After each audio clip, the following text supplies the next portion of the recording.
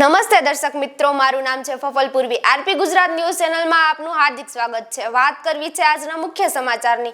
ખેડૂતો માટે સરકારશ્રી દ્વારા અમલમાં મૂકવામાં આવેલી વિવિધ સબસિડી યોજના ખેતીને નવી દિશા આપી રહી છે।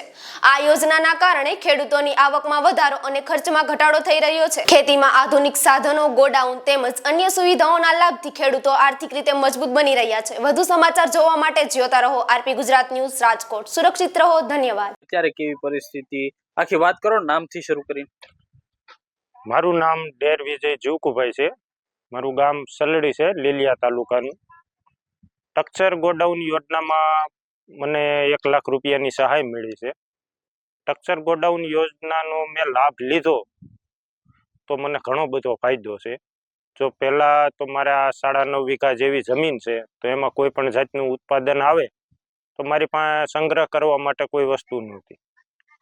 એટલે આ ગોડાઉનનો લાભ લીધો ને ગોડાઉન મેં બનાવ્યું, તો હવે આ જે પણ કાંઈ માલ થાય તો એ મારા ગોડાઉનમાં સંગ્રહ કરી શકું। જ્યારે યાર્ડમાં ભાવ હોય ત્યારે હું એને વેચી શકું। બાકી આ ગોડાઉન નહોતું તો મારે એ જે ભાવ હોય એ ભાવ વેચી દેવું પડતું।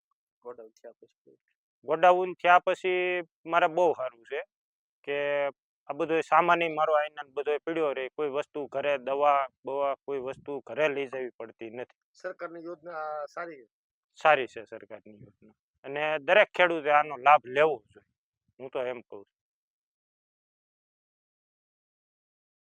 છું। કટર આવ્યું પછી કેવી પરિસ્થિતિ છે, સરકારની આ યોજનામાં તમને કેટલો લાભ મળ્યો, આખી વાત કરો, નામથી શરૂ કરી। મારું નામ માદળિયા પિયુષભાઈ સુનીભાઈ છે, ગામ સલડી, તાલુકો લીલિયા, જિલ્લો અમરેલી। મારે પહેલા મારી પાસે જમીન 10 વીઘા છે, એટલે હું રોટાવેટર બોટાવેટર બધું ભાડે કરાવતો। પછી 900 રૂપિયા અત્યારે ભાડું ચાલે છે એનું। પછી સરકારે સ્કીમ જાહેર કરી આમાં રોટાવેટરમાં, અને સબસિડી જાહેર કરી, એટલે મેં સબસિડીમાં રોટાવેટર લીધું, એની 45,000 સબસિડી આવી છે મારે।